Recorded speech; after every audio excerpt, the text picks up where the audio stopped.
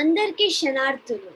I'm Manaswini along with Prashant and Krishna Chaitanya from first year intermediate on behalf of Fountainhead Global School and Junior College. Take this opportunity to welcome you all to the Cultural Exchange Program, bringing India together in association with Lead India, Vision for India, Culinary Launch and Common Sense Talks. It's a privilege to express and exchange culture on this platform.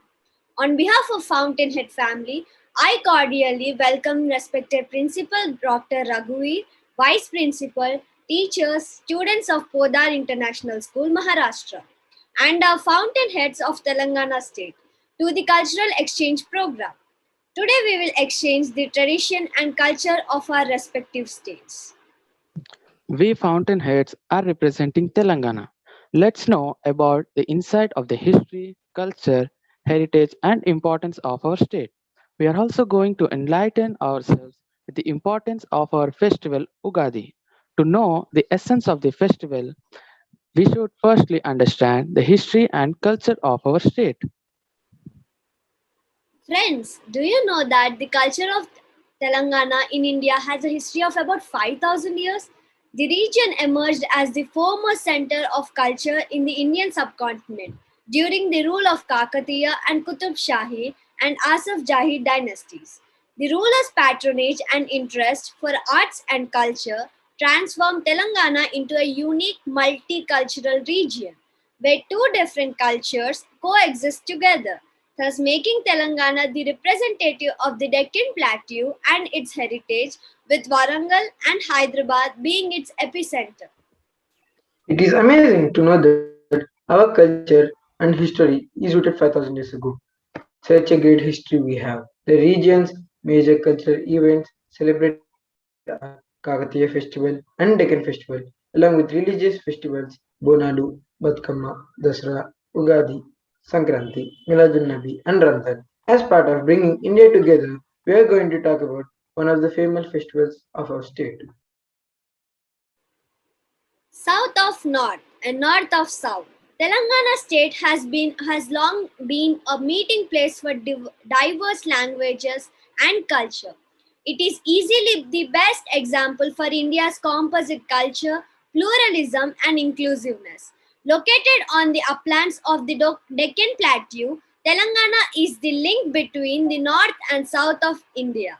It is thus no surprise that the region on the whole came to be known for its Ganga Jamuna Tehzeeb and the capital Hyderabad as a miniature of India. Adding to it, while the Kakatiya rule led to evolution of many dance forms, the commoners, faced with the challenges of daily life, developed traditions of storytelling coupled with solutions to tide over them through Golasuddalu, Oggu Katalu, and Gotralu, etc. It is such a great honor to our state in a cultural and social context. The folk art forms play a crucial role in raising social consciousness among various social movements in Telangana. The role of folk songs is essential in social movements. Some of the important popular folk forms of Telangana are Perini Shivatandavam,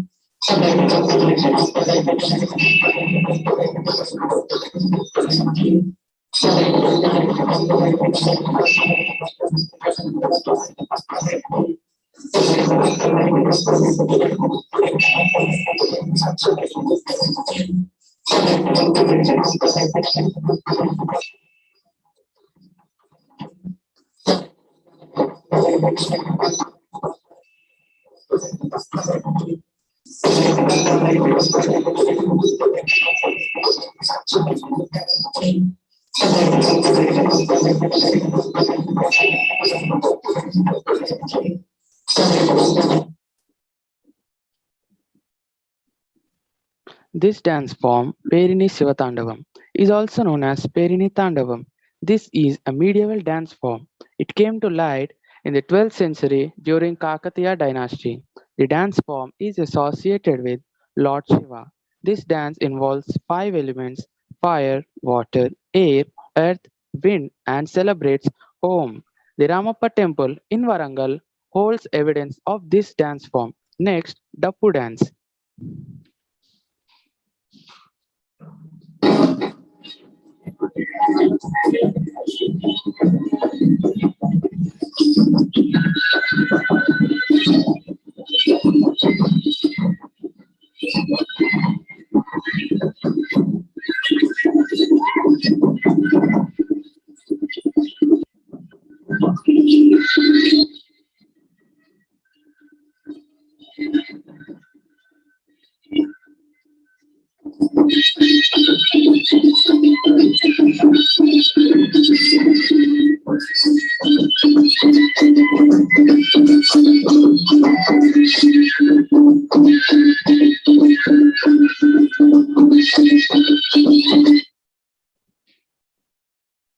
This dance form is known as Dappu dance or Dappu Nacham.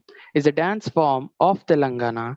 Dappu is known by different names in various parts of the state such as Tapetta and Palaka. This dance form is believed to have originated from the Nizamabad district of Telangana. Dappu, which is a drum shaped like a tambourine. Next, Lambadi.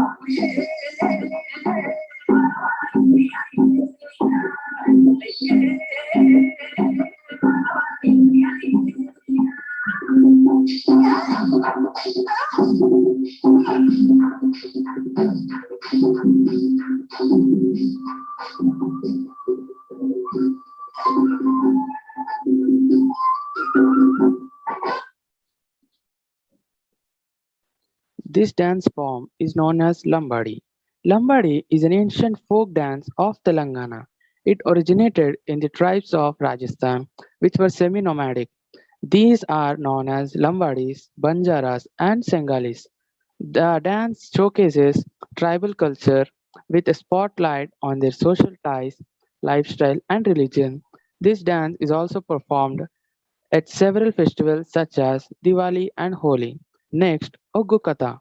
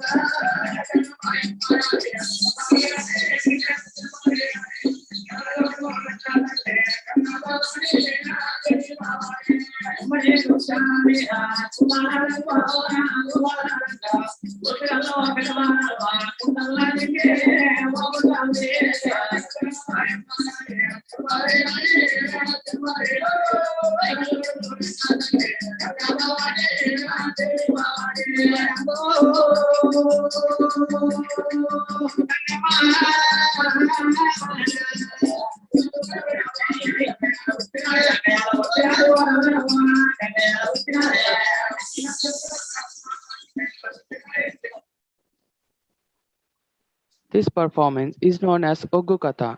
Ogukata, that means Ogu Tales, is believed to be an ancient folk theatre art form of Telangana. It derives its name from Ogu, a small hand drum associated with Lord Shiva. The performers tell stories of Mallanna, Renuka Ellamma, Birappa, along with other local deities.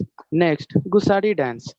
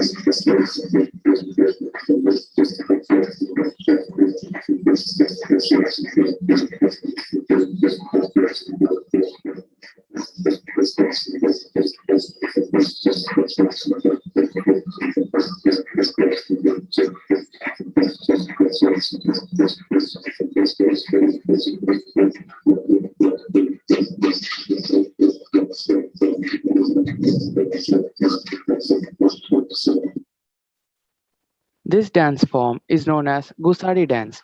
Gusadi is a folk dance in Telangana that is performed by Raj Gonds of the Gondolu tribes in Adilabad district. Gonds Deepavali is the biggest festival for the Raj Gonds when Gusadi dance is performed. The dance begins on the full moon day and continues till the last day of the fortnight of Deepavali. Next, Chindu Bhagavatam.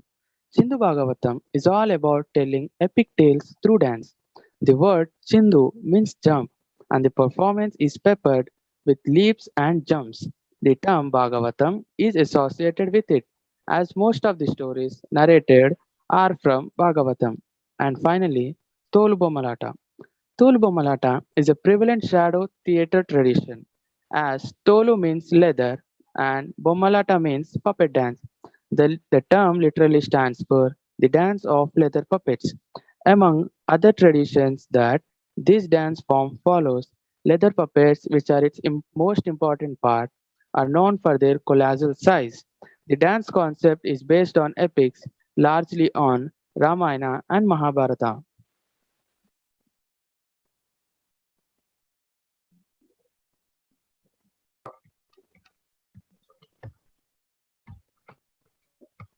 Such an awesome and expensive way of bringing in social awareness through these folk forms. Kudos to the founders.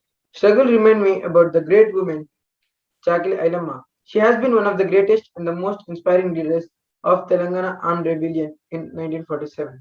She took up arms to dismantle to the atrocities of the Nizam government inconvenience with British imperialism. Respected Chakli Illamma rebellion inspired many women to stand strong to protect their lands from the Nizam's army and landlords while still facing threats of sexual assault and their husbands being killed, paving the way for the next generation and creating revolutionary communities. Chakra Ailamma passed away on September 10, 1985. Such a great and inspiring woman she was. She sets an example for all of us. Telangana always is the first to respect such wonderful people. You know, friends, Sri Kaloji Narayana Rao, born on 9 September 1914, who passed away on 13 November 2002, was an Indian poet, freedom fighter, anti-fascist and political activist of Telangana. He was awarded the Padma Vibhushan in 1992. The Telangana government honored Kaloji's birthday as Telangana Language Day and is celebrated with a lot of respect. This also reminds me about one of the great personalities, Honorable Pamulaparthi Venkata Narasimha Rao. He is a Telanganite and is known as the Scholar Prime Minister of India. He served as the 10th Prime Minister of the Republic of India. He led one of the most important administrations in India's modern history, overseeing a major economic transformation and several incidents affecting national security. Rao accelerated and dismantling of the license Raj. Rao, also called the father of Indian economic reforms, is best remembered for launching India's free market reforms that rescued the almost bankrupt nation from economic collapse.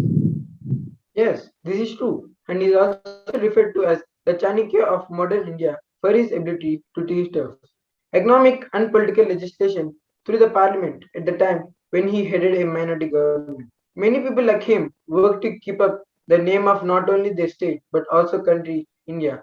One such great woman is Mrs. Meghna Musnuri, who is shortlisted for the Global Teacher Prize First 50, a Nobel Prize for teachers. She is the first female from Telangana and India to be shortlisted for this recognition. It is a great honor and privilege to be under her guidance. She believes in transforming education for human flourishing. I take a bow in respect to these great personalities. Friends, not only people, but Telangana is also famous for its rich heritage. Kakatiya Kalatoranam is a historical arc which was built around the 12th century during the rule of the Kakatiya dynasty in the Warangal district of the Indian state of Telangana.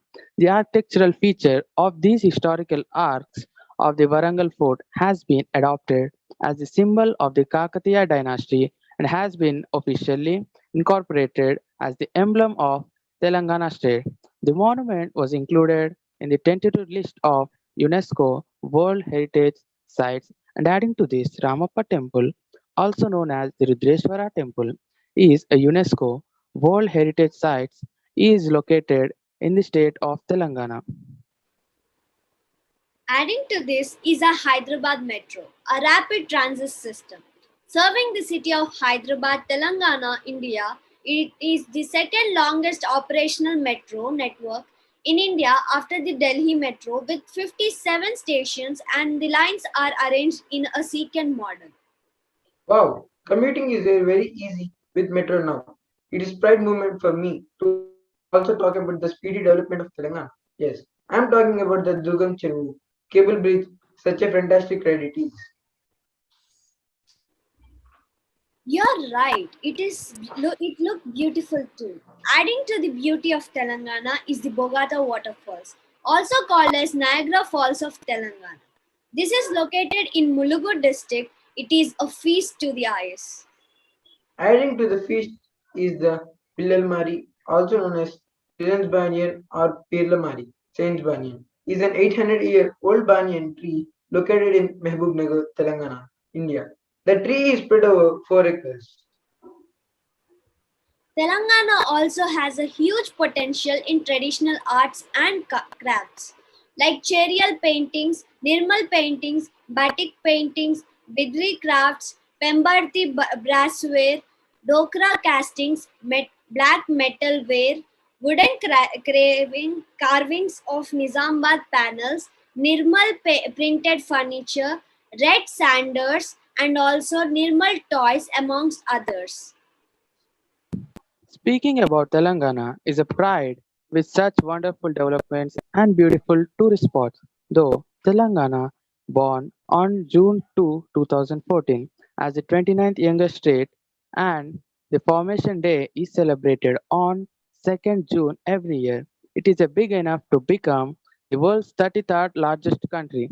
Some more interesting facts about our state is Telangana has 31 districts with Hyderabad as capital. Hyderabad is famous for biryani, Irani chai, pearls, and many monuments. Honorable K. Chandrasekhar Rao is our CM. About 77% of the people of Telangana speak Telugu, 12% speak Urdu, while 11% speak other languages. I am proud to say that I am a Telanganite. The Telangana refers to the word Trilinga Desa, earned due to the presence of three ancient Shiva temples at Kaleshwaram, Srisailam, Draksharamam. Telangana is derived from the word Telugu Angana, which means a place where Telugu is spoken. The Nizams used the word Telangana to differentiate it from the Marathi speaking regions of their kingdom, from the Satyavahanas who ruled this region between Krishna and Godavari rivers. Yes, it is true. And you know that during Qutub Shahi dynasty, the Golconda fort was built and was made the capital. Two tanks such as Ibrahim Patnam Tank and Hussain Sagar were built. A bridge was built on River Musi, which is known as Purana Pool. Later, Qutub Shah shifted the capital from Golconda to Hyderabad, built the Jama Masjid at Charminar. The region has the spiciest food amongst all other Indian cuisines. Some of the Telangana famous foods are Sarvapindi, Malidalu, Sakinalu, Garjalu, Pachipulsu, Golchana Mamsam, Hyderabadi Biryani, Chekodilu, Kubali Kamita, Tuntikura, Potlakai Pulsu, Bachal Kura, and Pundikura Chanadal. Adding to it, the traditional attire of Telangana is women generally wear saris, chudidars, and langavani. The most famous saris of Telangana culture and tradition include Gadwal sari, Pochampalli silk sari, and Ikkat sari. And men wear pancha, kurta, Hyderabadi sherwani, and dhoti with a kanduva. Being part of a state which is rich in culture and heritage is such a great honor. It leads to a lot of development. Speaking about Hyderabad, which is not only famous for its popular cuisine and the beauty of Charminar, it has significantly contributed to the development of IT in India. Hyderabad is among global centers of IT in the world with the evolution of IT Hub, giving itself the name of Cyberabad. Hyderabad is a center of history, culture, language, traditions, and the most diversified IT industry. Apart from IT hub, pearls, and tourist attraction, Telangana is well known for the pharma hub for vaccines, the Ganum Valley of India, the bulk capital of India, seed capital of India. Today, we are going to understand the importance of film industry of Telangana state. May I request Manaswini to give us an insight of the same? Films are a source of entertainment, emotion, and enlightenment. Telugu cinema, also known as Tollywood, is the segment of Indian cinema dedicated to the production of motion pictures in the Telugu language, widely spoken in states of Andhra Pradesh and Telangana. Telugu cinema is based in Filmnagar, our neighborhood of Hyderabad, India. The nickname Tollywood is a portmanteau of the word Telugu and Hollywood. Since 1909, filmmaker Raghupati Venkaiah Naidu was involved in producing short films and traveling to different regions in Asia to promote film work. In 1921, he produced the silent film Bhishma Pratigna. He is cited as the father of Telugu cinema. In 1933, East Indian Film Company produced its first Indian film Savitri in Telugu. The film was based on a popular stage play by Malyavaram Bara Bharati Samajam, directed by father of Telugu theatre movement, Chittajalu Pullayya, and cast stage actors Vemuri Gagaya and Dasari Ramatilakam as Yama and Savitri respectively. The film was shot with a budget estimated 1 million in Calcutta. It received an honorary diploma at the second Venice International Film Festival. Thus, the story of Telugu film industry started. Now it is a huge industry giving life to not only Telanganites but also anyone who is passionate about acting. Tollywood is one among the highest revenue contributors to the state. Ramoji Film City in Hyderabad is the largest integrated film city in the world, certified by the Guinness World Records. We have total of 6 larger film studios in Telangana. Many actors and actresses are very passionate about acting too. Thank you, Manaswini, for giving us detailed information about the importance of film industry. Friends, Telangana touches the sky with its rich culture, heritage, innovations, and developments. The mission continues and the program also continues. Yes, friends, that was an amazing tour with a lot of information about our state, Telangana. Taking the program ahead, let's now hear the enrichment of our festivals. Festivals are an expressive way to celebrate glorious heritage, culture, and traditions. They are meant to rejoice special moments and emotions in our lives with our loved ones. They play an important role to add structures to our social lives and connect us with our families and backgrounds. As part of Bringing India Together cultural exchange program, we, Fountainheads, are presenting a very important festival, Ugadi. Ugadi is a major festival that is celebrated in the southern state of Telangana. May I request Veda Priya from class 5 to give an insight of the Ugadi festival?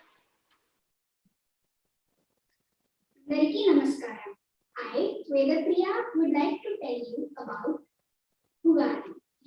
Ugadi is the New Year festival that comes in the spring season, usually March or April.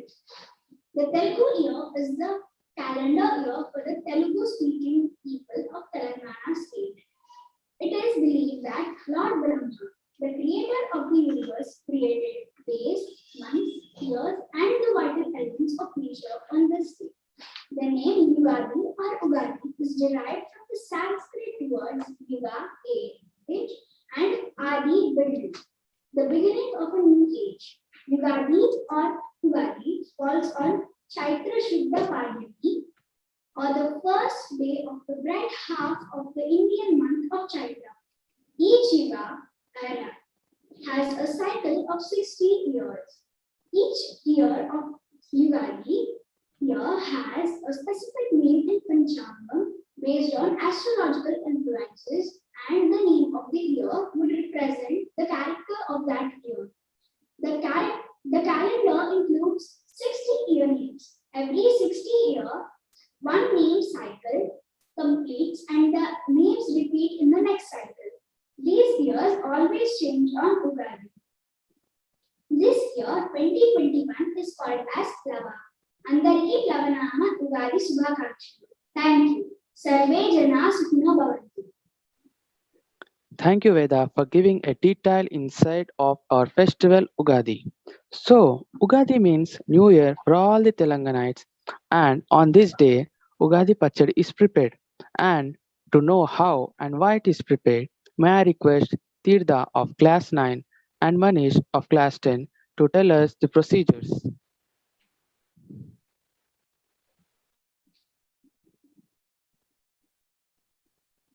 Hello everyone, I am Tirtha of class 9 and today I will tell you about how to make Ugadi Pachadi. During Ugadi, Ugadi Pachadi is a food drink which has the Shatruchilo, which mean the 6 different flavors. There are 6 ingredients which are used to get all the 6 different flavors, and they are unripe mango for bitter, jaggery for sweet, tamarind for a type of sour, pepper for spice, neem flower petals for a different type of sour, and salt for salty. For making Ugadi Pachadi, you have to first soak the tamarind in some warm water for some time and then extract the pulp out of it and throw away the residue. Then you can dissolve some jaggery into it and add the chopped unripe mango, pepper, neem flower petals, and salt according to your preference, and you can change it according to your taste. There is no particular measurement. This is how you make Ugadi Pachadi. Thank you. Good morning, everyone. I'm Manish Reddy from class I'm studying in Fountain, the Global School. Today I'm going to tell you about Ugadi Pachadi. Ugadi Pachadi is made on the day of Ugadi. It contains Shetruchuru, which means 6 different flavors. Ugadi Pachadi is one of the most important dishes that is made during the festival of Ugadi. Ugadi is celebrated as the New Year festival in the states of Karnataka, Andhra Pradesh, and Telangana. In Maharashtra, this New Year festival is known as Gudi Padwa. Ugadi Pachadi is a festive food drink containing 6 ingredients and having 6 tastes. So, Ugadi Pachadi comprises of 6 different tastes which correspond to 6 emotions of our life. It's the first dish we have during the festival of Ugadi after offering it to the deities. Apart from all the health benefits of this festive drink, Ugadi Pachadi also signifies that one has to accept his life with all its facets.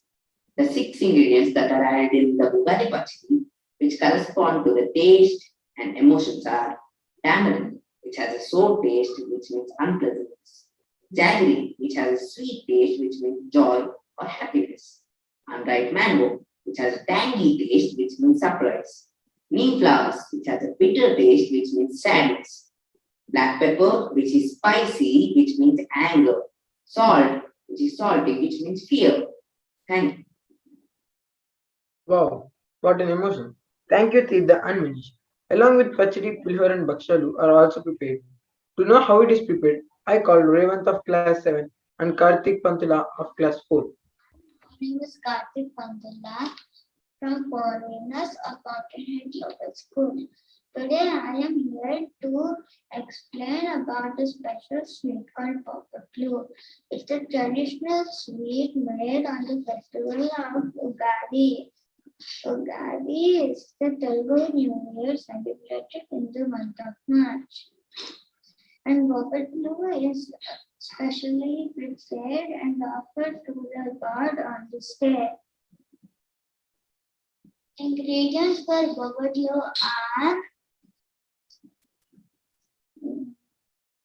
chana dal, maida, sugar, cardamom, salt, ghee, and oil. Boil chana dal and drain the boiled dal. Now add sugar and cardamom powder to it and make it into a paste. Also mix maida by adding a little bit of salt to it and make a smooth pliable dough.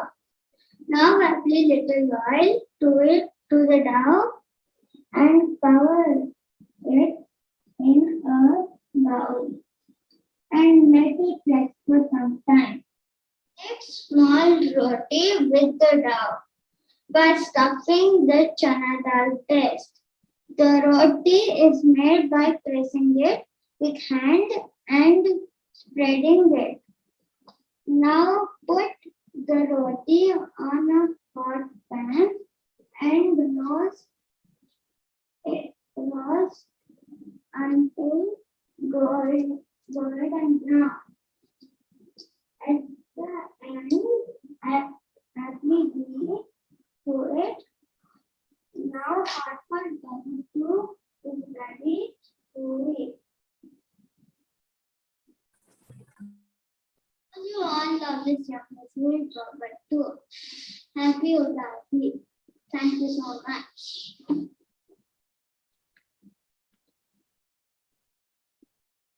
I am Vedan from class 7. Today, I am going to talk about tamarind. Tamarind rice is specially made for Ugadi. So let's see how to make it. About tamarind rice recipe. This tangy rice dish is made with chana and urad dals, infused with the flavor of tamarind pulp.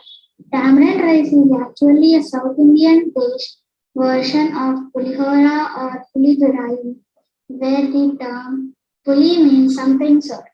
Tamarind, here is the serving ingredients of tamarind rice.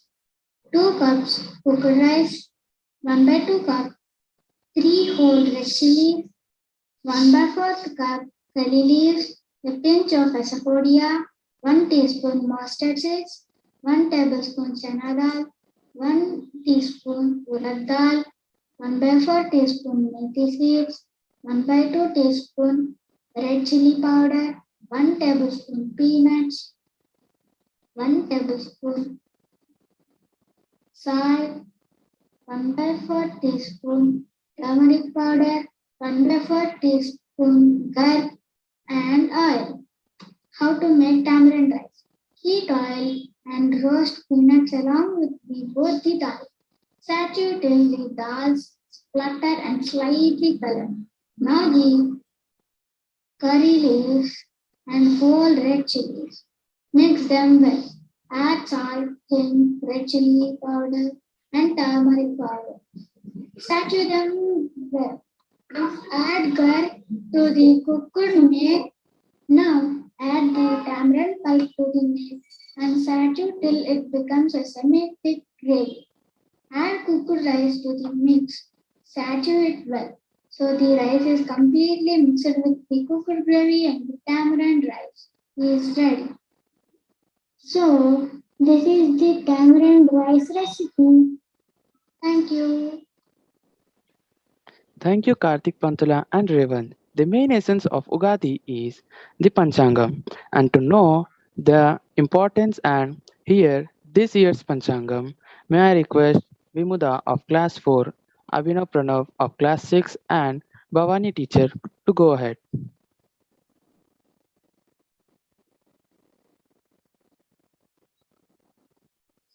Namaste. Good morning, one and all. I am K. Vimuda Snigdha from Kothamakkiri. In ancient days, people relied hugely on the Panchang forecast to sow the crops in the fields. The lunisolar calendar itself was prepared by King Shalivahana in 78 BCE. The festival of Ugadi is celebrated on the first day of Chaitra month of the Hindu lunisolar calendar and marks the beginning of a new year. Therefore, it is also called Chaitra Suddha Padhyami. The name Panchang is derived from two root words, namely Panchang 5 and Ang aspects. It works with five different kinds of input, namely day of week, Vara, lunar days, Tithi, constellation, Nakshatra, Yoga, and Karma. On this basis, these are branded as Amrita, Siddha, and Subha. Thank you. Ugadi is not only celebrated in Telangana and Andhra Pradesh, but it is also celebrated in Kerala, Assam, Maharashtra, and Punjab. While Telugu-speaking people follow the lunar calendar to celebrate Ugadi, all the others follow the solar calendar. In Punjab, it is celebrated as Vaisakhi. In Maharashtra, this day is celebrated as Gudi Padwa. In Assam, it is celebrated as Bihu and Kolabasham in Kerala. What do we do on the day of Ugadi? We first clean our house, take a head bath, wear new clothes, and decorate the house neatly with rangolis. We later have Vepa Pachadi and listen to the holy Panchanga. Now, do you know the reason behind all these rituals? During these auspicious days, Lord Lakshmi resides in oil and Goddess Ganga resides in water. Thus, taking a bath after applying oil gives us blessings of both goddesses Lakshmi and Ganga. The neem flowers, tamarind, mango pieces, salt, and sugar added into the special Ugadi Pachadi indicates the 6 days of life. We try getting to know about major astrological events in one's Rasi by listening to the Panchanga. It is considered auspicious. Panchanga details us with the 5 elements called Tithi, Varam, Nakshatra, Yoga, and Karana. Poets like spring season a lot. Poets have written numerous poems in spring season or Vasanta Rutu. On this day, poets will gather in a place and share new poems written by them. This unique exchange of poems is called Kavi Sammelanam.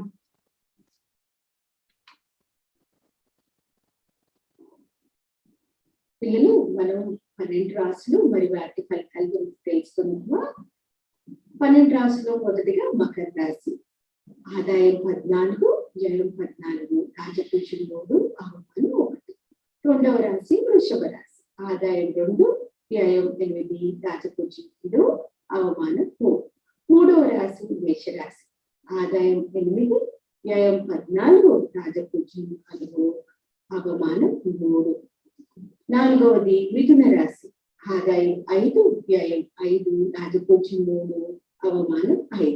ఐదవ రాశి కర్కాటక రాశి. ఆదాయం 14, వ్యయం 2, రాజపూజ్యం 6, అవమానం 6. ఆరవ రాశి సింహరాశి. ఆదాయం 2, వ్యయం 14, రాజపూజ్యం 2, అవమానం 2. ఏడవ రాశి కన్యా రాశి. ఆదాయం 5, వ్యయం 5, రాజపూజ్యం 5, అవమానం 2. ఎనిమిదవది తులారాశి. ఆదాయం 2, వ్యయం 8, రాజపూజ్యం 1, అవమానం 5. తొమ్మిదవది వృశ్చిక రాశి. ఆదాయం 8, వ్యయం 14, రాజపూజ్యం 4, అవమానం 5. పదవది ధనుస్సు రాశి. ఆదాయం 11, వ్యయం 5, రాజపూజ్యం 7, అవమానం 5. 11వది కుంభరాశి. ఆదాయం 14, వ్యయం 14, రాజపూజ్యం 6, అవమానం 1. 12వది మీనరాశి. ఆదాయం 11, వ్యయం 5, రాజపూజ్యం 2, అవమానం 4. నాకు తెలిసిన పరిజ్ఞానాన్ని బట్టి మీకు రాశి ఫలితాలను తెలియజేశాను. ఇంట్లో తక్కువ ఉంటే నన్ను గమనించండి. పిల్లలు, మనం ఈ కోవిడ్ కారణంగా కొన్ని ప్రదేశాలకు వెళ్ళట్లేదు. అలాగే నేను మీ అందరికీ ఏం చెప్పాలనుకుంటున్నానంటే, ఫాస్ట్ ఫుడ్ జోలికి వెళ్ళకండి. చక్కగా మనం శానిటైజ్ చేసుకుంటూ, మాస్క్ ధరించుకొని, అమ్మా నాన్న మాట విని, పరిశుభ్రంగా ఉంటూ, చక్కగా నియమాన్ని పాటించి ఈ కోవిడ్ మహమ్మారిని తరిమి పారేద్దాం. వచ్చే సంవత్సరం కల్లా చక్కగా మనం ఆనందంగా అందరితో గడుపుతూ, పాఠశాలలకు వెళ్తూ చక్కగా ఎన్నో పండుగలు జరుపుకుందాం. ఆనందంగా ఉంటారని, చెప్పిన మాట వింటారని నేను ఆశిస్తూ, సర్వే జన సుఖినో భవంతు. మళ్ళీ కలుసుకుందాం. నమస్కారం. Thank you, Bhavani teacher, Abhinav and Vimuda. Our festival, Ugadi, is celebrated with a lot of devotion and dedication. To take this collaboration of cultural exchange ahead, may I request the team of Podar International School, Aurangabad, Maharashtra, to take over.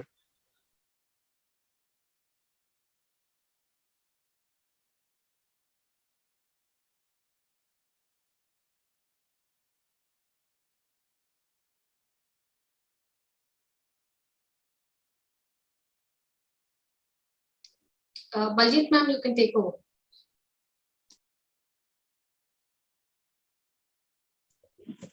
Thank you, ma'am.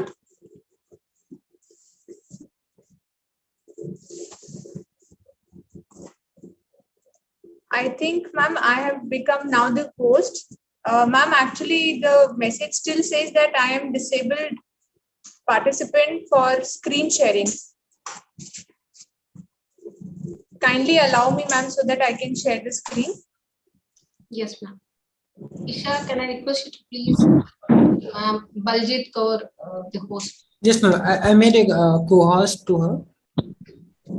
You can use it, ma'am. You can share. Sorry, child. You can share the file now, ma'am. No, not that one, beta. The other one where it's written BK.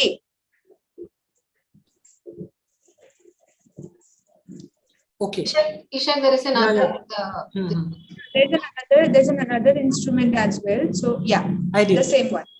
Thank you. Now I'll try to share from our end.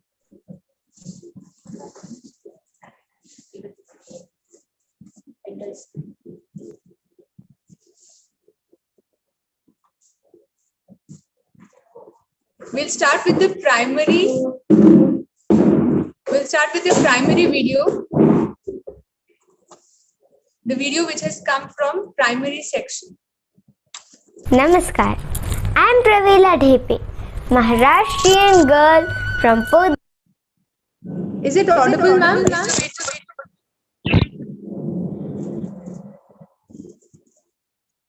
Yes, it is audible, Baljit. Okay. Thank you. Dar ICSE Aurangabad.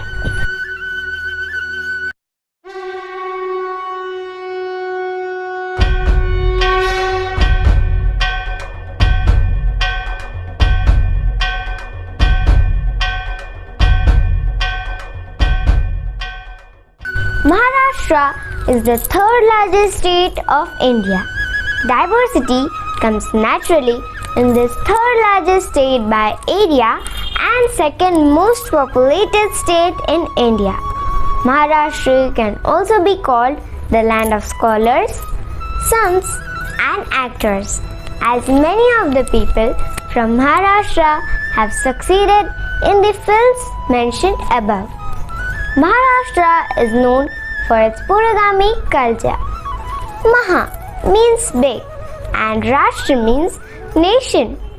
Maharashtra is famous for its unique customs, culture, dance forms and practices.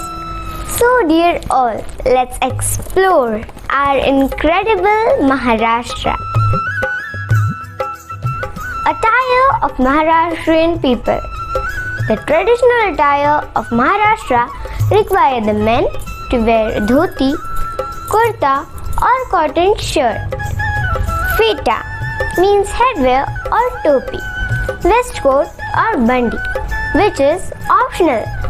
Women wear choli or blouse on the top and a 9-yard long sari called lugda or nawari sari.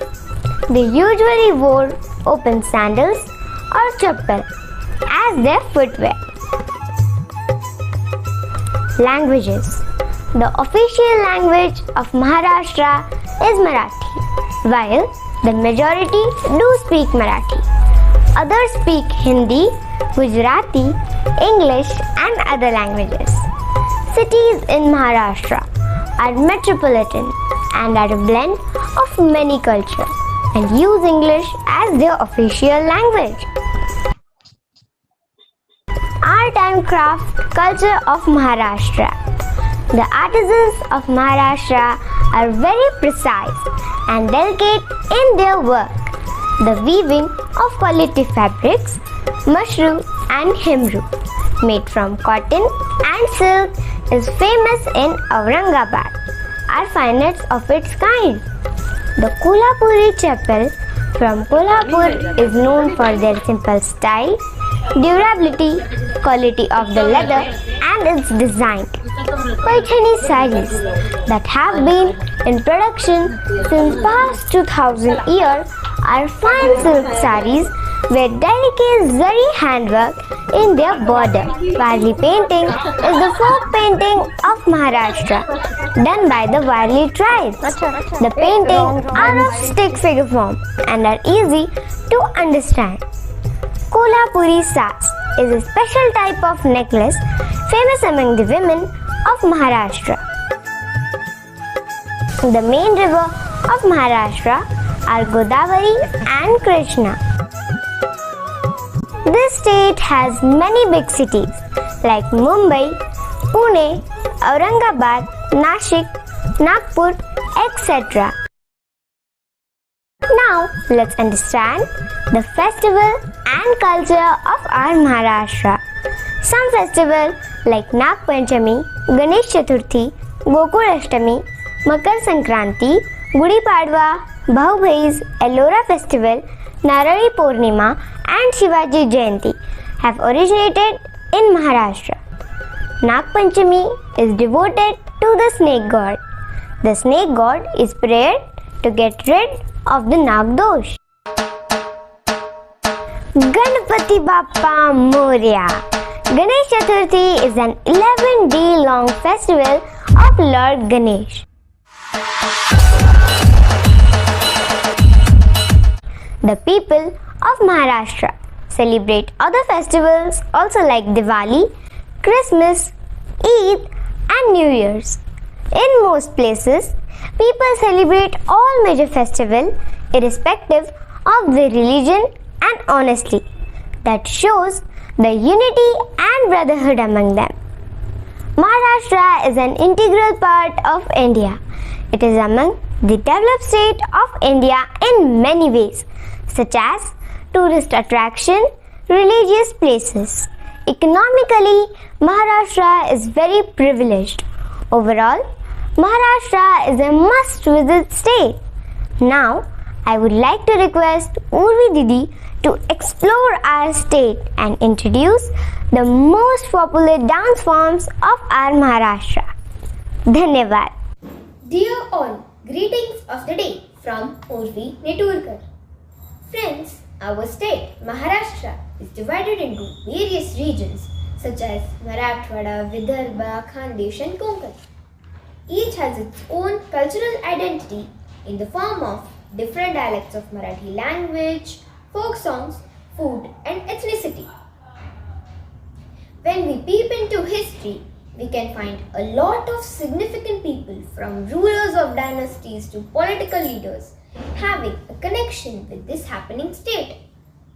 The very famous Shri Chhatrapati Shivaji Maharaj is an idol to all the Marathis and they worship him with all devotion even today. The person responsible for writing the Constitution of India, Dr. Babasaheb Ambedkar, was also from this state. Now, let us explore the dance forms of our state, Maharashtra. Gifted with its rich culture and traditions, Maharashtra has different types of dance forms. Povada is the dance form that showcases the lifetime achievements of the Maratha ruler Shri Shivaji Maharaj. Lavani and Koli dances entertains the Maharashtrians with their mesmerizing music and rhythmic movements. The Dhangari Gaja dance pays respect to their god by the Dhangars of Solapur. Dandi and Kala are the religious folk dances which express the religious ecstasy of Lord Krishna. Koli dance. Koli is the dance form of the Koli fisher folk of Maharashtra. This community has its own distinct identity and lively dances. This dance form incorporates the element that this community is most familiar with: sea and fishing. Gondhar dance. It is said that this dance form known as the Gondhar was created when the warrior sage Parshuram killed and beheaded the demon Bakasur. Lavani. The word Lavani is derived from the word Lavanya, meaning beauty. This form is a combination of dance and music which is dealt between different and varied topics such as society, religion, politics and romance.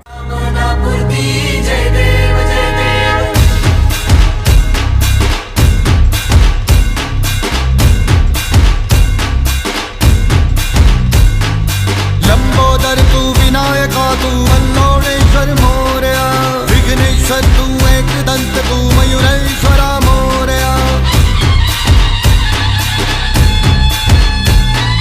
Lambodar तू विनायका तू मल्लोळेश्वर मोरया विघ्नेश्वर तू एकदंत तू मयूरेश्वरा मोरया वक्रतुंड तू गजमुखा तू सिद्धि Vinayaka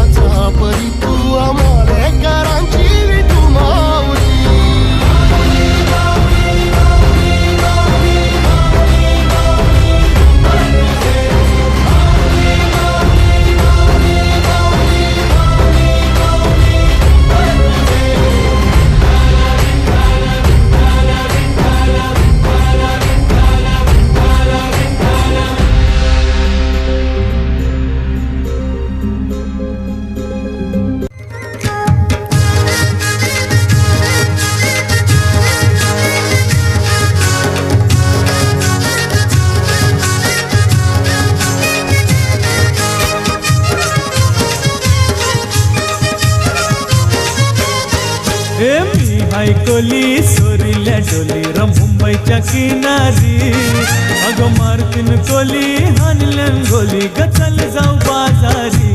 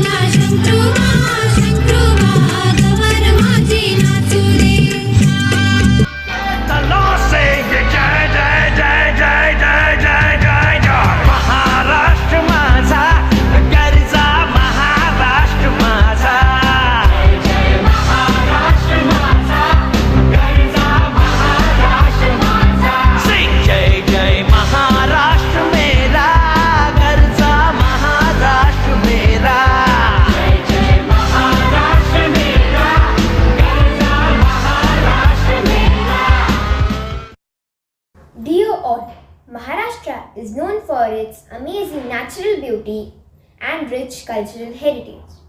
And Maharashtra is also one of the most industrialized states of India. Let's always remember the rich heritage and culture of Maharashtra and take pride in calling yourself Maharashtrian. Jai Maharashtra!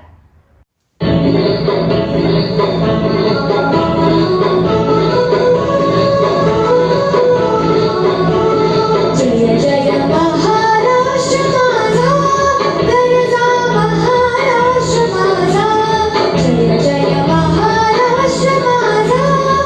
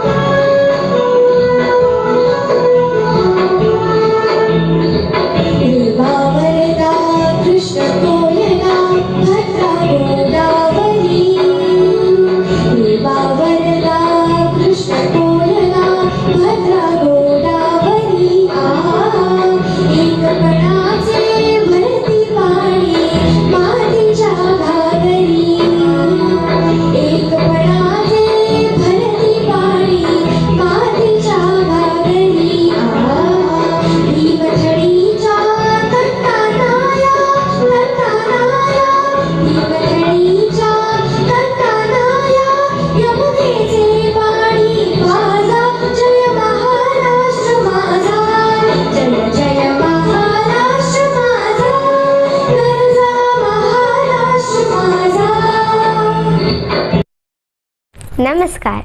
I am Pravila Dhepe, Maharashtrian girl from Podar ICSE Aurangabad.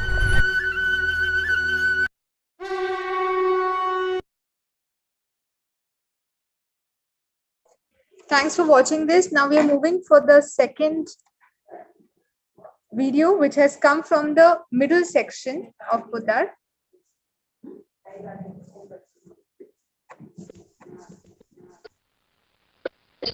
Welcome to the world of Marathas, Maharashtra. Here I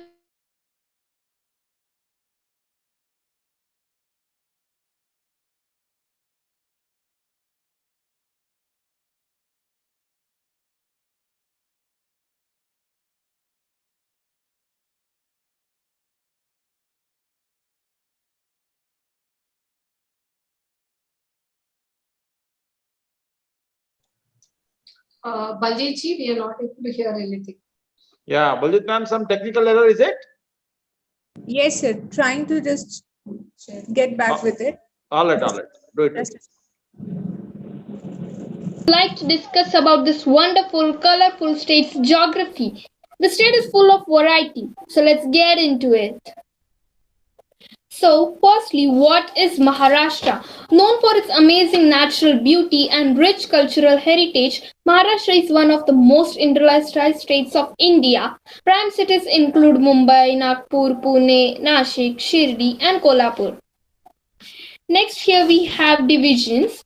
The state has 36 districts which are divided into 6 revenue divisions, that is Konkan, Pune, Nashik, Aurangabad, Amravati and Nagpur for administrative purposes. As you can see in the picture, the state even has a long tradition of having statutory bodies for planning at the district level. Next, here we have geographical areas. So the geographical areas are basically divided into 4 divisions. They are Konkan, Desh or Madhya Maharashtra, Marathwada and Vidarbha. Konkan, a lowland and western coastal region between the Western Ghats and Arabian Sea. Konkan consists Khandesh in the northwestern region lying in the Tapti River Valley. Desh or Madhya Maharashtra is the formerly central part of Maharashtra. Marathwada, a part of the former princely state of Hyderabad until 1956 in southeastern region, and Vidarbha is the easternmost region of the state, formerly part of central provinces of Berar. Next, here we have the maps shown the divisions Konkan, Vidarbha, Marathwada, as you can see.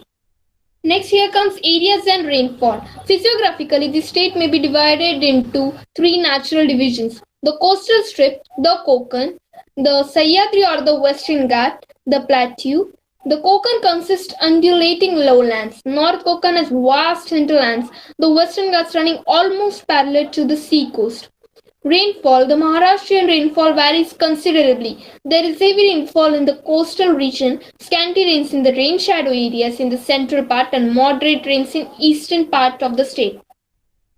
Next, we have climate. Maharashtra has got variable climate from continental to typical maritime depending upon the location and physiography. The coastal districts of Konkan experience heavy rains but mild winter. The weather, however, is mostly humid throughout the year. The maximum and minimum temperature varies between 27 degrees Celsius and 40 degrees Celsius and 14 degrees Celsius and 27 degrees Celsius respectively. The maximum summer temperature varies between 36 degrees Celsius and 41 degrees Celsius, and during winter the temperature oscillates between 10 degrees Celsius and 16 degrees Celsius. Rainfall starts in the first week of June and July is the wettest month. Rainfall in Maharashtra differs from region to region. Next, here we have crops. As you can see in the picture, the variety of crops in Maharashtra. Basically, principal crops grown in the state are rice, jowar, bajra, wheat, tur, mung, urad, gram and other pulses. The state is major producer of oil seeds. Groundnuts, sunflower, soybean are major oil seed crops. Important cash crops grown are cotton, sugarcane, turmeric and vegetables. So here you can see the top 4 minerals which are found in Maharashtra, namely coal, limestone, manganese ore and iron ore. So lastly, here we have some interesting, important geographical facts about Maharashtra. The state is watered by great rivers Godavari, Bhima and Krishna, which rises in Sahyadris and flow east towards the Bay of Bengal. Kalsubai Peak in Sahyadri range near Igatpuri is the highest peak with an altitude of 1646 meters. Ahmednagar is the largest district of Maharashtra by area. Suburban Mumbai is the largest district by population. The state is third by area and second by population. As I have briefed you with the geographical areas of Maharashtra, here comes Prajakta to take you to the various archaeological sites of Maharashtra. Thank you.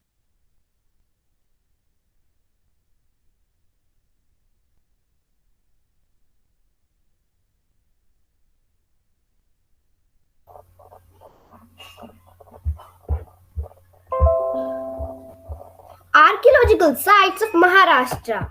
Archaeological places in Maharashtra. Ajanta and Ellora caves in Aurangabad. Vijayadurga Fort in Sindhudurg. Daulatabad Fort near Aurangabad. Pratapgarh Fort near Mahabaleshwar. Pandavleni caves in Nasik. Kanheri caves in Mumbai. Rajgarh Fort in Pune.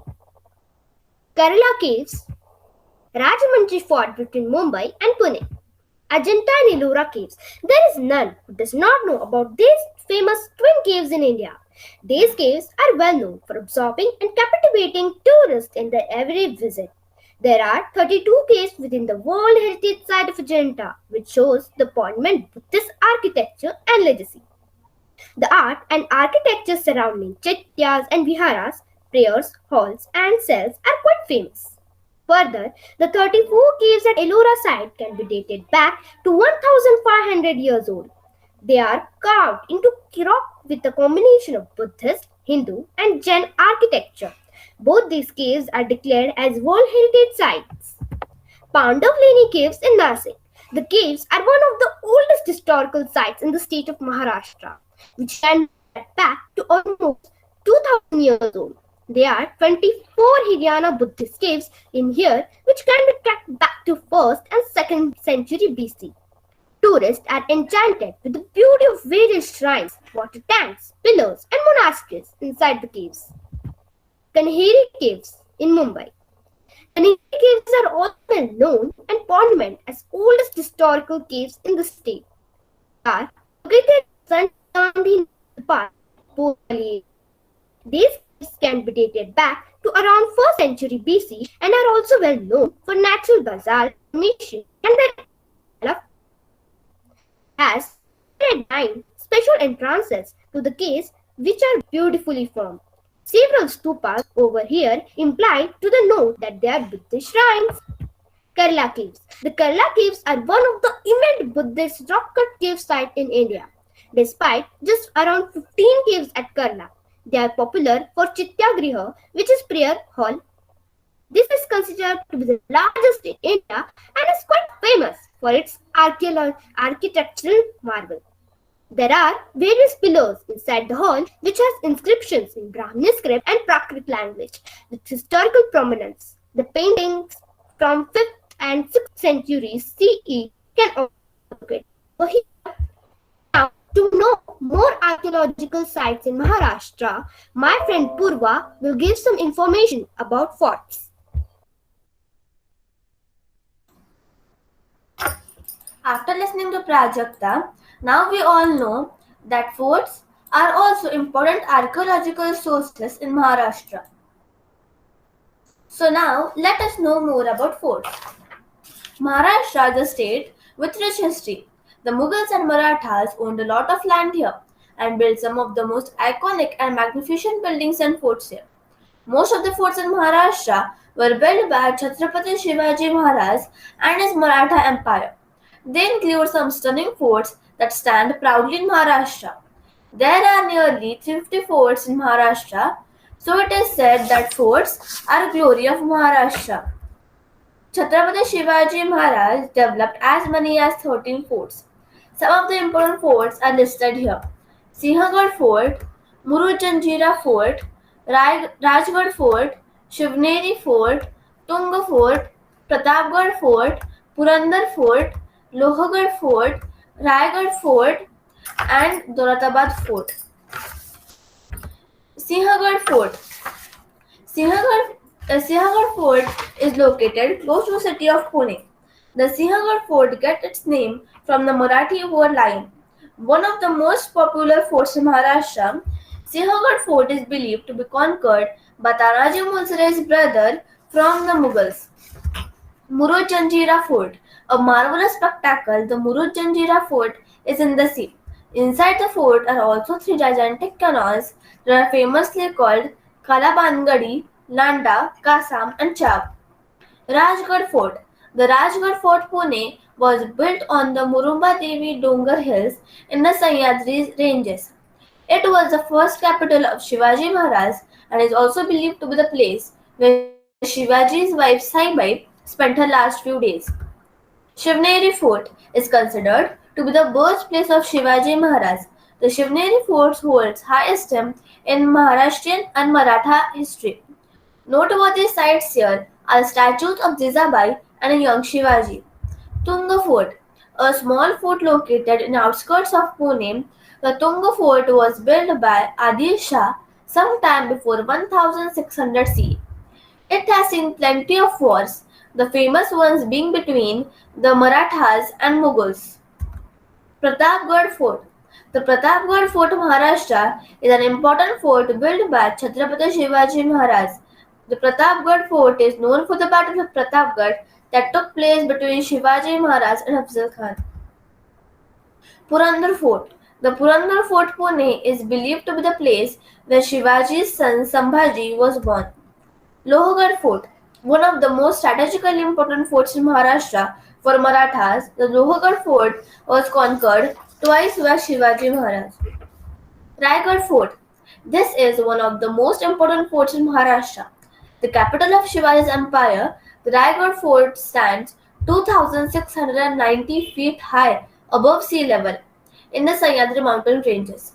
This was the fort where Shivaji Maharaj was coronated as the king of Maratha Empire. The Raigad Fort also happens to be the place where Shivaji breathed his last. Daulatabad Fort. The Daulatabad Fort is famous for its design. The fort was designed to make it difficult for the intruders to find an entrance. Now let us know more about holy and tourist places in Maharashtra by Ketki.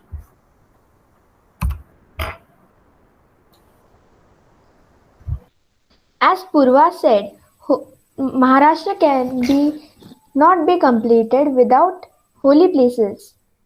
So let us learn about them. Maharashtra consists of people with different castes and religions, and so it has a variety of holy places, and that's why it shows unity in diversity. So let us zoom in the world of holy places. So the first deity is Ganpati, who is a well-known deity and is the younger son of Shiva and Parvati.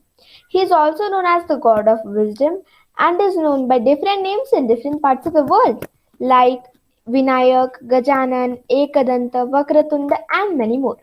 So there are 8 main temples, also known as Ashtavinayaka, of Ganpati. They are Mureshwar temple at Murgaon, Chintamani temple at Theur, Girijatmach temple at Lenyadri, Ballareshwar temple at Pali, Varadvinayak temple at Mahad, Vignahar temple at Ozar, Mahaganpati temple at Ranjangaon, and Siddhivinayak temple at Siddhatek. There is one main Siddhivinayak temple which is situated at Mumbai, and out of these 8 Ashtavinayak temples, 5 of them are in Pune itself. Next is Pandharpur, the place of worship of Lord Vitthal, who is considered an avatar of Krishna, and Rukmini is his wife. So, Pandharpur is a well-known pilgrimage town situated in Solapur district on the banks of Chandrabhaga river, and Vitthal Rukmini are the main deities worshipped here, and these deities were worshipped by many saints like Santa Tukaram, Santa Jnaneshwar, Santa Namdev, and many more. Wari is an annual pilgrimage to the town of Pandharpur, and the pilgrims, who are known as Varkari, march on foot to Pandharpur to undertake the 21 days long journey, which culminates at the Vithoba temple on the holy occasion of Ashadhi Ekadashi, and luckily that was the day on which I was born according to the Marathi calendar. Next comes Mahadev, who is known as Shiva, He is regarded as one of the Trinity. There are many idols of Mahadev which are greatly worshipped. In India, there are 12 Jyotirlingas, and it's a very proud thing that 5 of them are in Maharashtra itself. They are Bhimshankar in Pune, Trambakeshwar in Nashik, Vishneshwar in Aurangabad, Nagnath in Aundha, Hingoli district, and Vaidyanath in Paroi, Beed district. So these are the Pancha Jyotirlingas.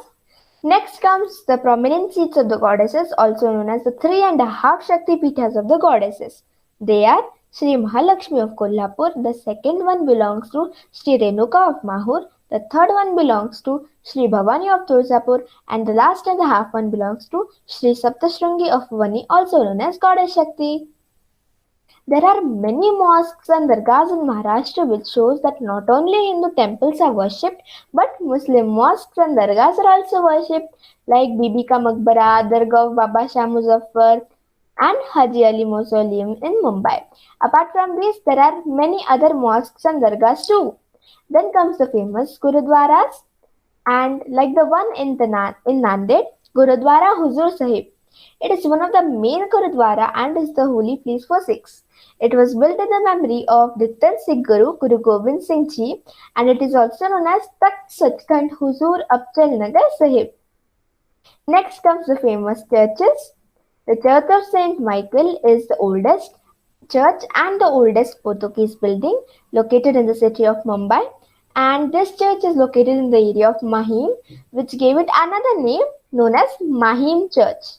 Next is Shirdi, the holy town of Sai Baba, who is considered an avatar of Dattaguru and was identified as a saint or fakir. He never differentiated between the Hindus and the Muslims, as he is said to be born as a Hindu and fostered as a Muslim. There is also a temple of Sai Baba known as Sai Mandir. Next comes Diksha Bhumi, which is situated in Nagpur. It is a sacred monument where B.R. Ambedkar embraced Buddhism and he revived Buddhism in India. His conversion to Buddhism is deeply significant and means a lot for millions of people. Diksha Bhumi is regarded as a sacred place as well as an inspiring land, and it means the ground where people got ordained as Buddhists. Next comes the famous Jain temples, Bahubali Kumbh Jain Temple, Vaikeshwar Temple, Ellora Jain Temples. Bahubali is the famous Jain priest who is worshipped in Bahubali Kumbh Jain Temple. Thank you. I hope you like our presentations, and now I hand over to my secondary friends to take in the charge.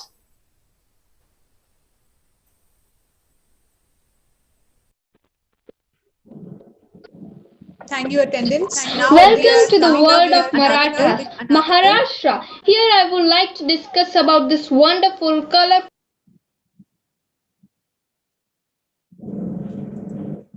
Now I'll be sharing the screen with the secondary section video.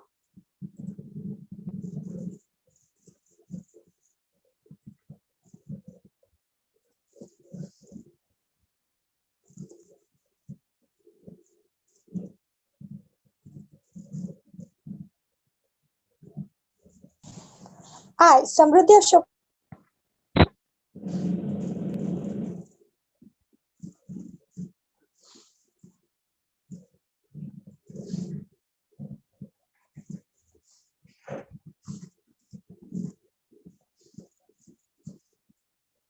It's not audible, I guess. Just a minute.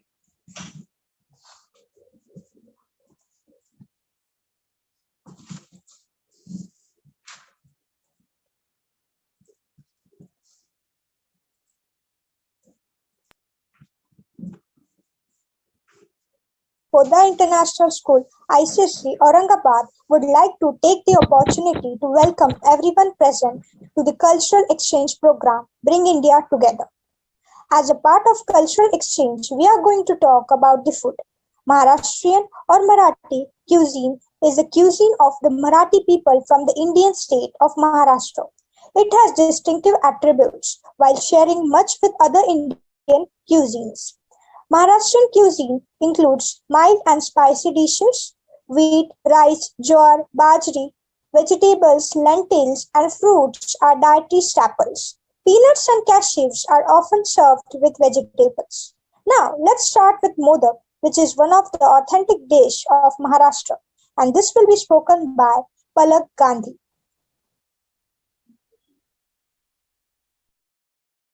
Modak. Modak is the sweet dumpling dish originated in Maharashtra. The word modak means small part of bliss, and it symbolizes spiritual knowledge. This traditional delicacy is most famous for being the favorite dessert of Lord Ganesha, who is also regarded as the patron saint of Maharashtra.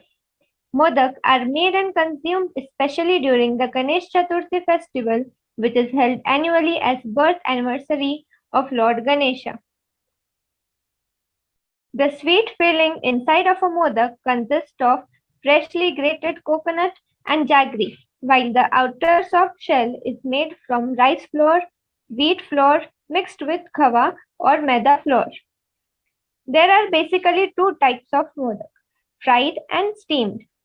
The steamed version is called ukdiche modak and is often served with hot ghee, while fried varieties are common served plain. Hello friends, my name is Sharmi. Today we are making the authentic traditional sweet which is called modak. The ingredients are very basic. This is a flour. This is a flour mixture which is made from rava, which is suji, and maida, which is all-purpose flour. This is coconut, sugar, and some dry fruits powder, which is actually a filling inside the modak. I have made the mixture into a dough, and now I have flattened it. Now we'll fill the coconut mixture into this.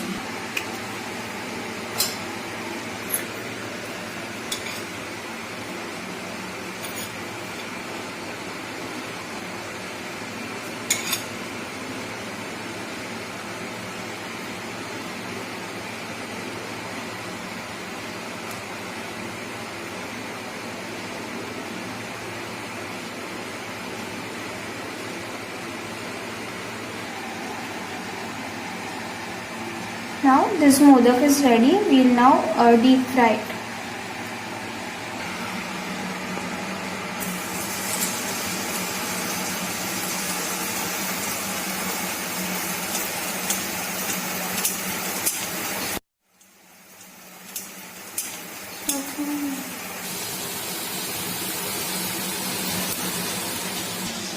We have now removed the modaks and it's ready. Hello, this is Samruti Vakde and we are going to see Tarri Poha. Tarri Poha is a specialty of Vidarbha region in Maharashtra, more specifically Nagpur.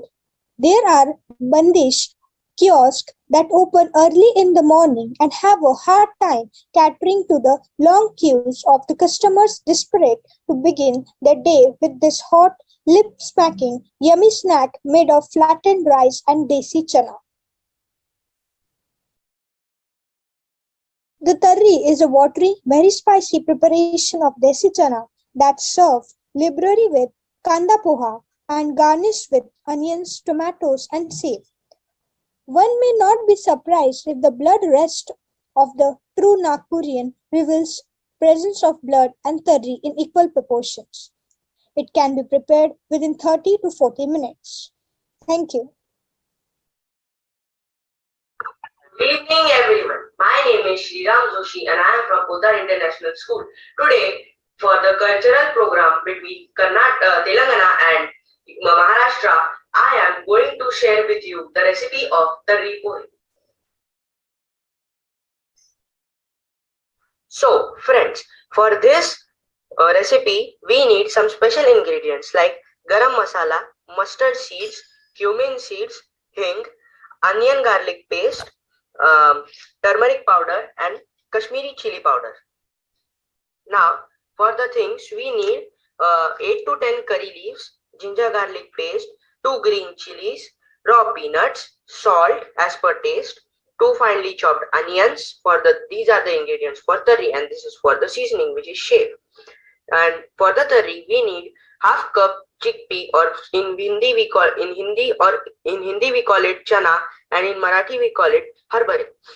2 finely chopped onions, 1 tomato chopped, one finely chopped potato as per the requirement and as per the quantity of the poha you have taken, and coriander leaves. And now we need 2 cups thick poha. So friends, first we will make the tarri of the poha. So first we will add oil to it, which is 2 tablespoons, sorry.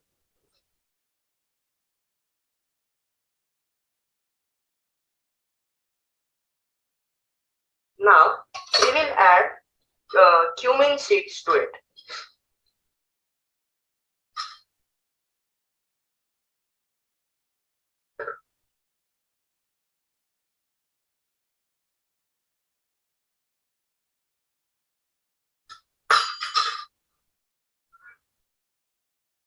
Now when the cumin seed starts to pop up, that time we will add the mustard seeds to it.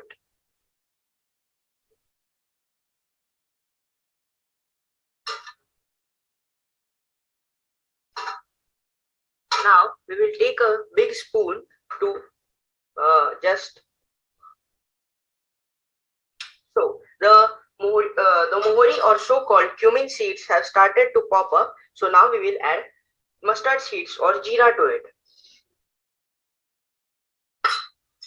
Now we will add somewhat more because we have taken the quantity of cumin more.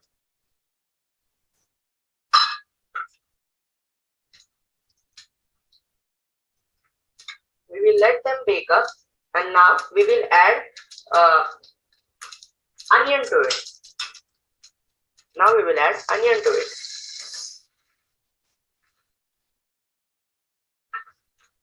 And and we will add curry leaves. 6 to 7 curry leaves. And we will just mix it up until the onions get the color of golden brown crisp for 1 to 2 minutes.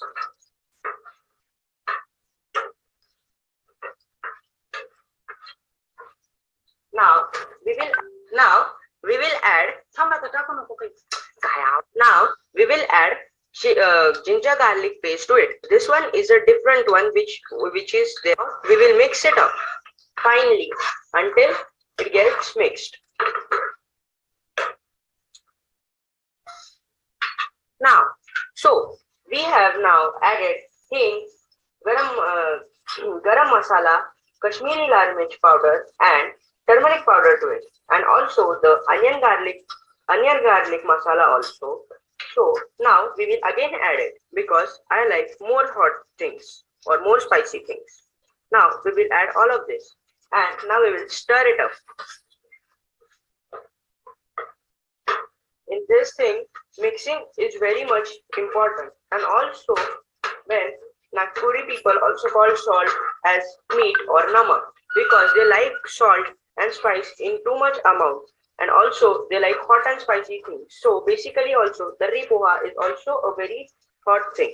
Now we will add some half or 1/4 as per your requirement of the Kashmiri chili powder or any chili powder which you use to the mixture. Now we will add chana or the chickpeas to it, and also we will add water so that it becomes a tarri type or a liquid or fluid type. Now we will stir it up and mix it well and let the steam come to it. So friends, now the tarri is ready. See how red, hot and spicy it is looking. Now we will start making the poha. Now we have taken oil in it. Now we will take a iron spatula and add some cumin seeds in it.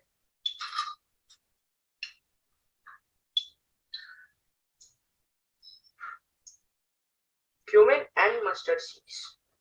And now it has started to pop up, so now we will add some mustard seeds to it.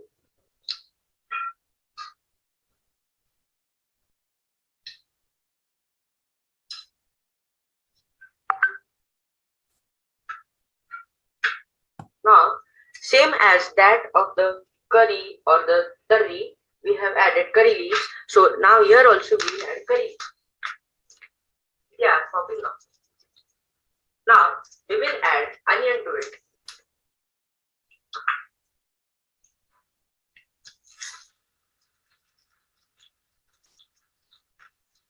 So the onion is added and now it is popping up. So now we will add green chili to it.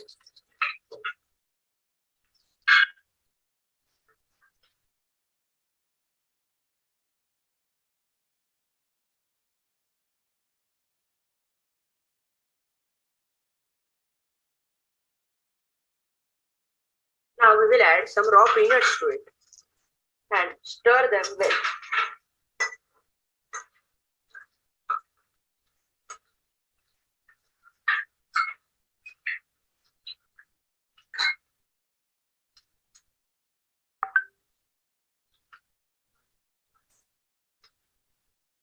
Now we will add this later. Now first we will add turmeric powder to it, to the poha, so that we should not add it because it makes the taste good. So now we will add some more turmeric powder to it. Now we will add salt as per the taste. Salt as per the taste. Now we will add potato to this.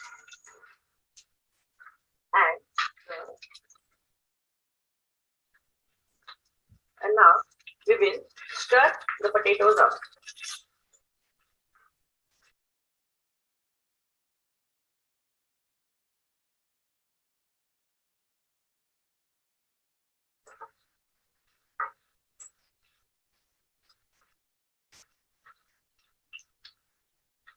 Now for this we will add sugar to this. So right now in here this we have added turmeric powder, salt as per the taste, and also the sugar.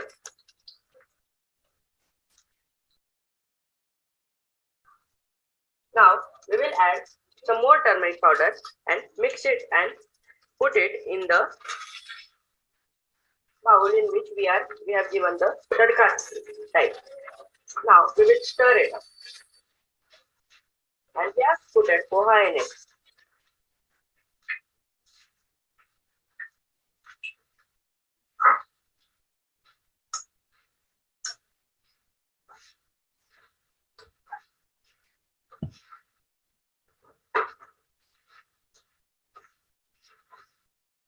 Now we will add a bit of coriander leaves to it.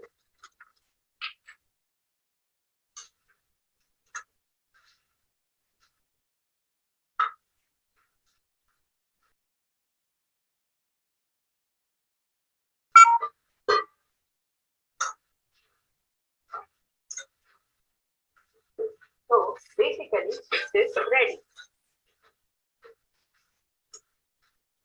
Now we will close the gas, and also a very important note that before closing the gas we will keep it at steam for some time. Friends, now after the poha is cooked up very nicely and the steam is out of it, so for seasoning we will add coriander leaves, onions shaved, and some raw peanuts, and we will put it in this one. Now we will add some tarri or the fluid element of it to it. Now we will garnish it with onions. Now we will add some raw peanuts to it first. Now we will add some coriander leaves to it. So hello friends, welcome again. Now we have made the tarri pohe ready. If you want lemon, you can take it and get served hot. It is a very special dish from now. Vada pav. Vada pav, alternatively spelled vada pav, is a vegetarian fast food dish native to the state of Maharashtra. The dish consists of a deep-fried potato dumpling placed inside a bread bun sliced almost in half through the middle. It is generally accompanied with one or more chutneys and a green chili pepper. Vada are potato patties made out of mashed potatoes mixed with finely chopped onion, green chilies, coriander, and spices that are dipped in chickpea batter just before frying. After tossing and turning the vada 5-6 times, they were ready. Vada Pav and Mumbai. Vada Pav and Mumbai share a different relationship. Mumbai and its rich foodscape has caught the fancy of many foodies since time immemorial. Mumbai happens to be the hub of major restaurant chains and hotels in the country, but that has not made Mumbaikars' love for their street food one bit. One such street food they have loved and devoured with much passion is Vada Pav. Thank you.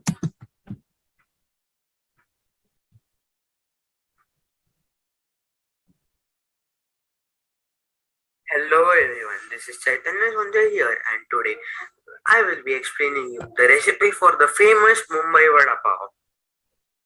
Firstly, guys, you have to take about 5 to 6 potatoes in a pressure cooker and boil them. Then you have to take and peel off them, and then you have to mash it up as I have done here. Now we will continue to make the fried potatoes. Now guys, for making the fried potatoes, we have to add the following ingredients. So first, you have to add 2 tablespoons of salt, a tablespoon of turmeric, a tablespoon of cumin seeds, coriander, green chili, ginger, and garlic paste. You have to make it and then add it. Guys, firstly you add some oil in the bowl. Then you add some mustard seeds in it. Then you add some cumin seeds in it. And then you add the paste of garlic which we have made. And then mix it for about a minute. Then add some turmeric in it. And then mix it well. And then finally add the potatoes which we have boiled.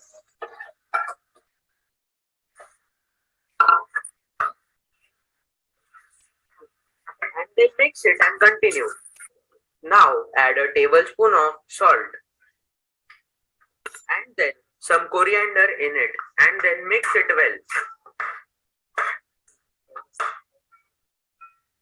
And then finally, after it is made, you have to take it out and place it and close the gas.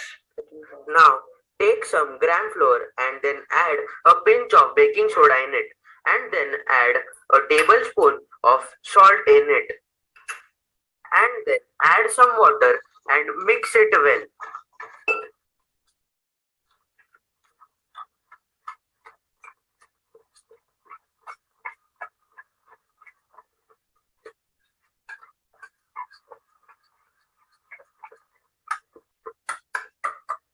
And then add some more water and make it fluffy.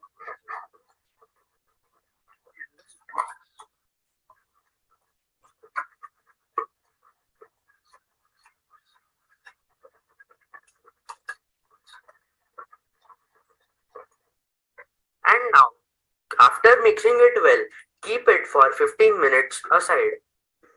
Now, we will make a round balls of the fried potato which we have made. You can see below how we have to do it. And then you have to make it as per your wish, how many you want. Then guys, take some oil in a pan and then on the flame to a medium pace.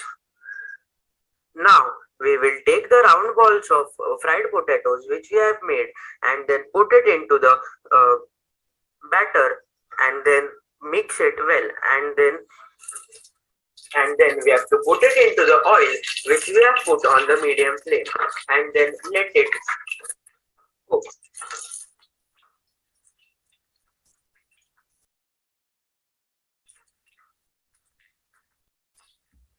After as it gets cooked, let the oil get down.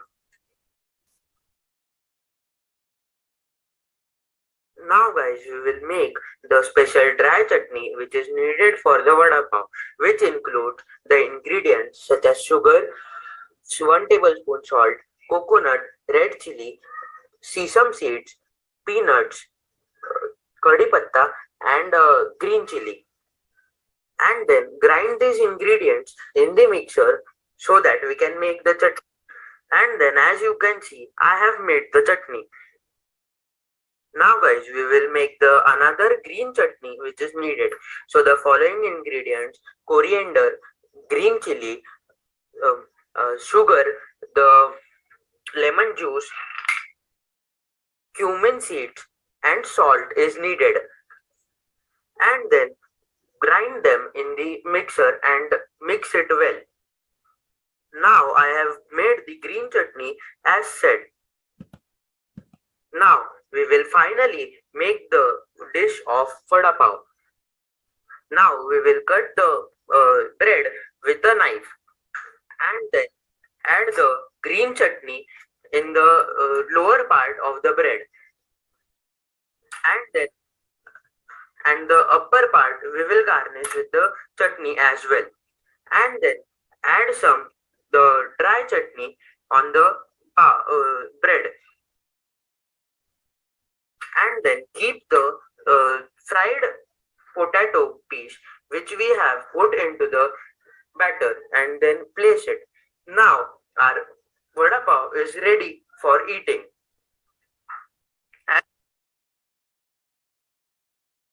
Now, I would like to invite Chaitanya to give the vote of thanks.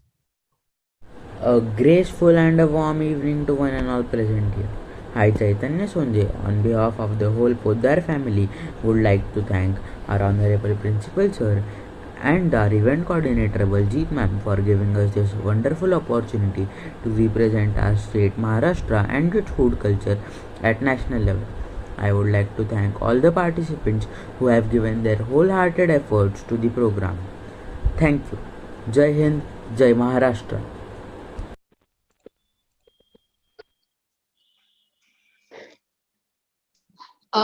Students, over to you. Prashant, Manaswini and Krishna Chaitanya. That was truly a great insight about Maharashtra state and Telangana state.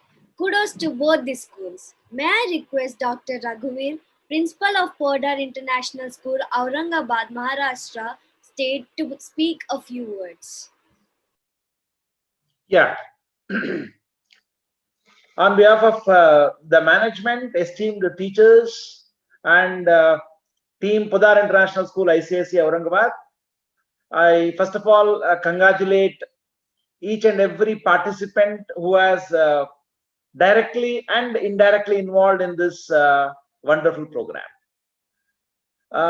Basically, when I met Meghana ma'am, who is the founder director of Fountainhead Global School and Junior College, in one of the forums of presentations, she proposed about this bringing India together as a good program.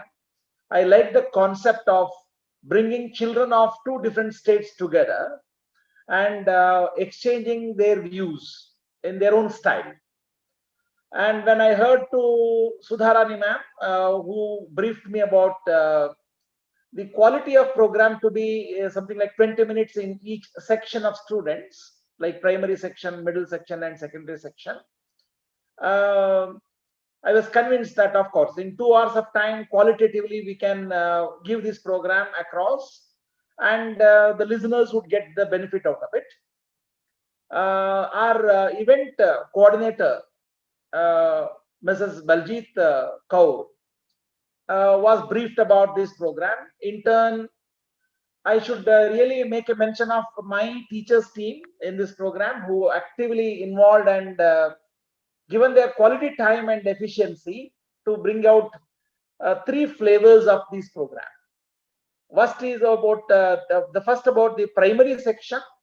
I should really thank Srimati Rasika Kulkarni ma'am, who took the initiative of motivating children and getting a good cultural roundup as a video to be done.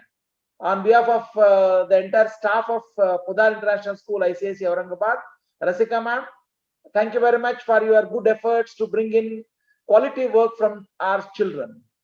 And in fact, Telangana children were constantly vigilant, comparing the performance of our children and their children.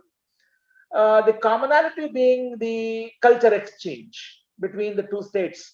Like concept-wise, it can be the culture, food, geographical locations, sightseeing places around, and stuff like that. Children have really taken time for their contribution to be given. In the middle section, we had an English faculty called Manisha Gawari ma'am. Again, I very well appreciate the style, the font and the quality with which the child has spoken, the geographical locations and good sightseeing places in Maharashtra. In fact, I am from Karnataka, working in Maharashtra. I also got a viewpoint of how many more locations I need to look at. What are the very good sightseeing places through children? Today was an occasion for me to get a glimpse of good sceneries in Maharashtra. Children of Telangana also must have definitely taken an inquisitive mind on to these places to pressure their parents to be taken around. Now they can have a family trip to Maharashtra. In fact, in the pretext of this program called Cultural Exchange Program, I recall a program that we did some 10 years before called Pen Pals. In fact, children who are good in writing, also good in expressing themselves, we can initiate. I'll talk to Meghna later. Like Fountainhead School can come forward one step. And the same way, Podar International also will come one step ahead to make children as pen pals. They can really write their views about their experiences in school, their families, their friends, their culture, their likings and dislikings. So when the good bondage is formed because of this online transaction, maybe in the form of email exchanges, we can definitely make a teacher exchange program, student exchange program, stuff like that. So many of the Maharashtrians are interested to see and enjoy Hyderabad as a very good sightseeing place. In fact, the famous Hyderabadi biryani also is mouth-watering. Children have demonstrated a cookery class almost, in both the zones. Children of Telangana as well as children of Maharashtra have shown the cookery class. They have demonstrated music. They have demonstrated dance also. When I could see different forms of dances given by children of Telangana, our children have they have done their performance on stage. So it was very, very colorful and dynamic to have a look at the children's performance. So in this context, I request Sudha ma'am to put a word to Meghna in this regard. Definitely, we are positive and optimistic to take this pen pal concept, email exchanges, teacher exchange program, children exchange program between the two schools. So we have actually made a good Om Ganesh with this program today, I say. And the last but not the least, the secondary section is in common. In fact, Baljit has taken over this entire program, also trained the secondary section of children for food preparation, live food preparation by children. And misal pav is one very good dish with the poha and stuff like that in Maharashtra that I also like the most. Children of Telangana would have to be given a good treat from our end, I feel. Obvious for sure, we will shortlist bright children like Manaswini, Chaitanya, Prashant, and the battalion of students like this to come over to Maharashtra definitely. And we will definitely look forward for promising programs like this. I'll conclude my talk by congratulating Meghna once again. Some time back, Varki Group had called for the Global Teachers Prize. And I'm quite happy and very positive note I should tell on Meghna ma'am, success for being selected as the top 50 faculties for this prestigious award. And the interesting feature is she hasn't applied for any administrative line of designation. She applied for teachers content. That means the realistic view of Meghna ma'am in taking the school as a teacher, since a teacher is a very good enterprising nature of madam. So on behalf of the schools, both the schools, I should congratulate Meghna ma'am for her success in getting a global level teacher prize. So we look forward for a stronger association between schools. I sincerely thank all the teacher members of Fountainhead Global School for their efforts and time in training children and making them perform so wonderfully. Thank you very much for your wonderful time, and we keep meeting again and again. Thanks a lot. Thank you, sir, for being a part of bringing India together. And that was truly amazing. May I request our great global guru, Mrs. Meghna, founder, chairperson, and correspondent of Fountainhead Institution, to address the event. Namaste. I should firstly thank Dr. Raghuveer from Podar to make this happen, this episode of Bringing India Together. Thanks a lot, Dr. Raghuveer, for accepting the invitation. And I should personally thank Ms. Baljit Kaur for coordinating this entire event and making it a grand success. What a way to learn about the cultures, the traditions, the culinary, the art forms of two beautiful states of India, Maharashtra and Telangana, along with the history, current affairs, and festivals. So I feel this is a grand success for Bringing India Together, where all the students participated and not only brought in awareness for their friends, but for all the viewers who are watching this. Thank you all so much for being part of Bringing India Together, and we continue to doing many more great things from this particular platform. Thank you and namaste.